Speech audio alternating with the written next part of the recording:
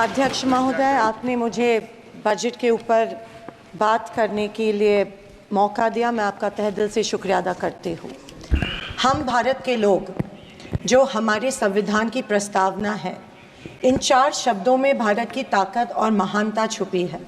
न कोई जात, न धर्म, न भाषा, न पहराव, सिर्फ हम भारत के लोग। इसी में ही हमारी पहचान है और इसी में हमारी गरिमा बसी हुई है। पर पिछले कुछ सालों में इस पहचान को, इसी ताकत को धर्म की राजनीति से कमज़ोर बनाया गया है। आज 2024 के बजट पर बात करने के लिए आपने मुझे मौका दिया। मैं थोड़ा आपको इतिहास में ले जाना चाहती हूँ। हम सब जानते हैं और पूरा विश्व ये मानता है कि कुछ शतकों पहले भारत सोने की चिड़िया थी। उस समय जीडीपी और इस प्रकार की चीज़ें नहीं थी, पर भारत इकोनॉमिकली और कल्चरली विश्व की एक महाशक्ति थी। और हम ये भी जानते हैं कि भारत में शूरवीरों की कोई कमी नहीं थी। बावजूद इसके मुट्ठी भर हमलावरों ने हमें कई बार लूटा, और न सिर्फ लूटा, हमें सैकड़ों साल गुलाम बनाए रखा। ऐसे क्यों हुआ? पहले मुगल, फिर अंग्रेज ने भारत पर राज किया। ये वो कर पाए क्योंकि सोना, चांदी, हीरे जवाहरात, पैसे की कोई कमी नहीं थी। लेकिन कमी सिर्फ एक बात की थी, और वो थी सामाजिक एकता की। धन, दौलत, ताकत कुछ मुट्ठी भर राजाओं और समाज के ठेकेदारों के पास थी। 90% समाज प्रताड़ित था, और मैं ये कहूँगी कि जानबूझकर इन्हीं समाज के ठेकेदारों के द्वारा देश गरीब रखा गया था।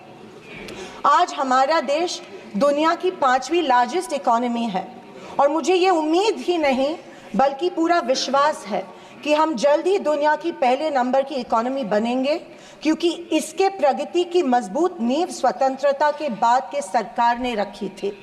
पर इसी के साथ आज हम सामाजिक तौर पर जात, पात, धर्म की शाखाओं में बिखरते जा रहे हैं, कमज़ोर होते जा रहे हैं। फाइनेंशियल इनइक्वालिटीज़ बढ़ती जा रही है। पैसा और सत्ता कुछ चंद ठेकेदारों के पास संचित हो रहा है, या मैं ये कहूँगी कि सत्ता की लालसा में ऐसा करवाया जानबूझ के जा रहा है। मेरी ये सब बातें कहने का तात्पर्य यही है कि समाज की प्रगति सिर्फ मजबूत इकोनॉमी से ही नहीं, समाज की एकता में है, और हमें इतिहास में हुई गलतियों को दोहराने से बचना चाहिए। बीजेपी पिछले 1 दशक से सत्ता में है, पर इनके मुताबिक आज भी हिंदू खतरे में है।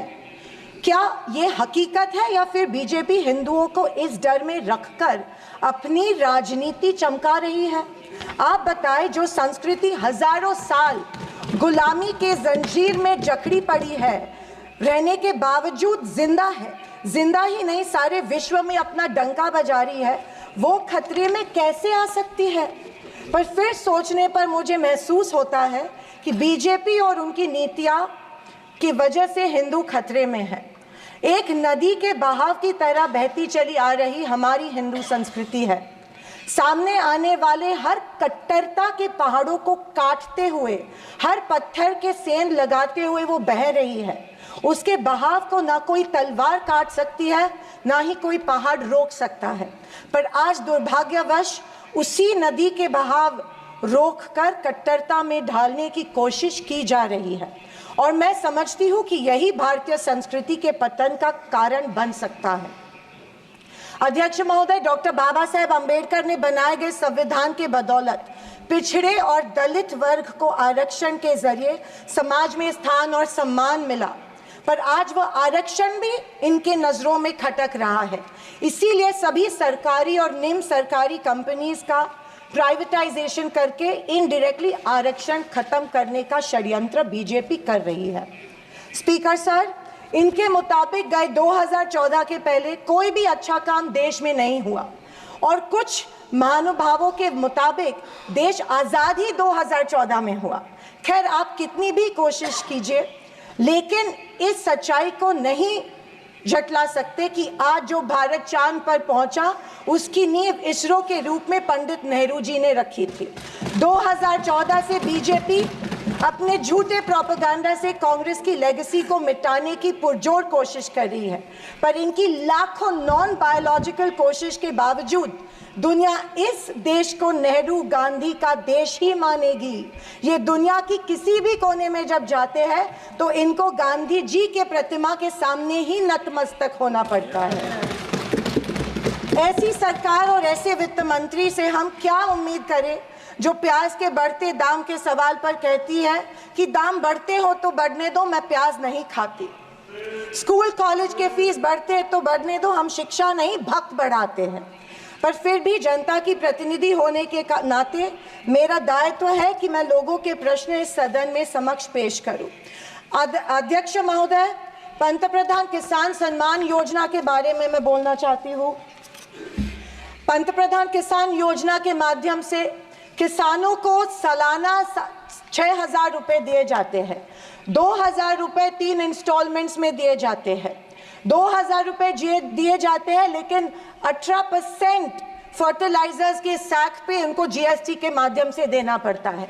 एक किसान एक साल में कम से कम 1 लाख के फर्टिलाइजर खरीदता है, तो आप 6,000 रुपए देते हो लेकिन 18,000 उनसे लेते हो। ये किस तरह की नाइंसाफी हुई उस किसान पे?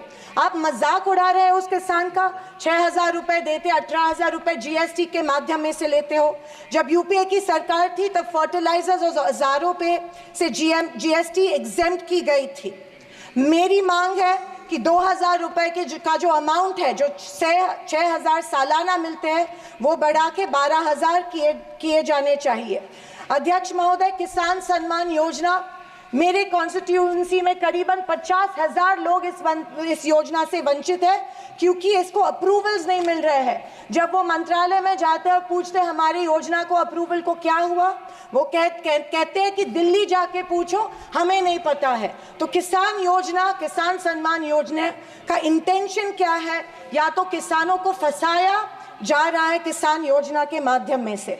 अध्यक्ष महोदय, फसल बीमा योजना, महाराष्ट्र में, पश्चिम महाराष्ट्र में शोलापुर, सांगली, सातारा, कोल्हापुर में उड़द दाल और अरहर की दाल यहाँ पे उगाई जाती है, लेकिन फसल बीमा योजना मिलती है सिर्फ बाजरा, मक्का और सोयाबीन के लिए। आपके माध्यम में से मैं फाइनेंस मिनिस्टर से गुजारिश करती हूँ कि अरहर और उड़द के लिए भी फसल बीमा योजना के फॉर्म एक्सेप्ट किए चुके हैं, भर दिए हैं, लेकिन फसल बीमा योजना मिल नहीं रही है। अध्यक्ष महोदय, पंतप्रधान आवास योजना, आदरणीय फाइनेंस मिनिस्टर जी ने कहा कि एडिशनल 3 करोड़ हाउसेज घर यहाँ पे इंक्रीज करके इस बजट में दे रहे हैं, लेकिन पंतप्रधान आवास योजना का टारगेट अभी तक महाराष्ट्र को नहीं मिला है क्योंकि ये योजना जो है गाँवठान जमीन पे घर बांधे जाते हैं, लेकिन असलियत ये है कि गांव में गाँवठान जमीन है ही नहीं।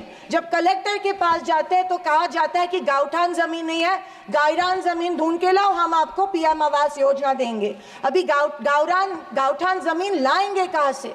तो आपके माध्यम में से मैं फाइनेंस मिनिस्टर को रिक्वेस्ट करती हूँ कि सारे कलेक्टर्स, डिस्ट्रिक्ट कलेक्टर्स को आदेश दे कि जितनी भी गाँवरान जमीनें हैं गाँव में, उनको गाँवठान करके पंतप्रधान आवास योजना लोगों को लागू की जाए और सारे जो पेंडिंग प्रपोजल्स हैं वो एक्सेप्ट किए जाए। और मेरी आपसे ये गुजारिश है कि 1,40,000 रुपए इस योजना के लिए मिलते हैं, ये बहुत टुटपुंजी है, इसके लिए 2,50,000 दिए जाए पंतप्रधान आवास योजना के लिए। अध्यक्ष महोदय, मुद्रा लोन 2014 में प्राइम मिनिस्टर ने बड़ी एम्बिशियसली मुद्रा लोन की घोषणा की थी। कल फाइनेंस मिनिस्टर ने इसकी जो राशि है 10 लाख से लेके 20 लाख की, लेकिन मुद्रा लोन उस पीरियड में उन्हीं लोगों को मिले जिनकी सिफारिशें बीजेपी के कार्यकर्ताओं ने की थी, जबकि सामान्य आदमी जो है, आम आदमी जो है, उसको ये लोन नहीं मिला था। सिर्फ कुछ चंद लोगों को ये लोन दिया गया था।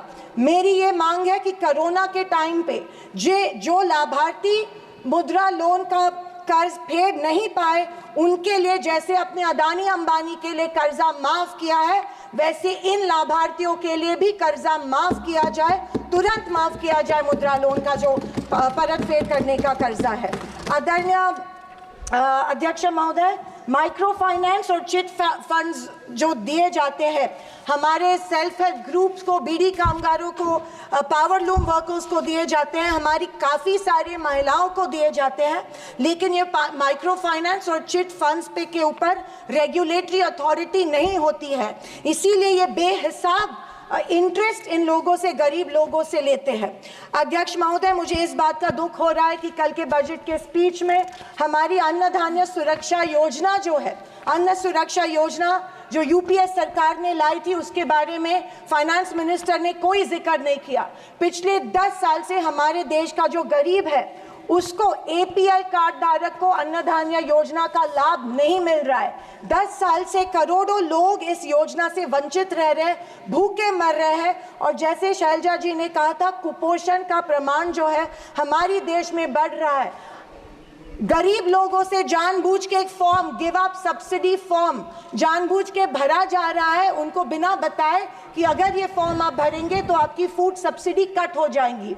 ये जबरदस्ती उनसे ये फॉर्म भरवा रहे हैं। Thanks for watching video. Don't forget to like, comment, share and subscribe.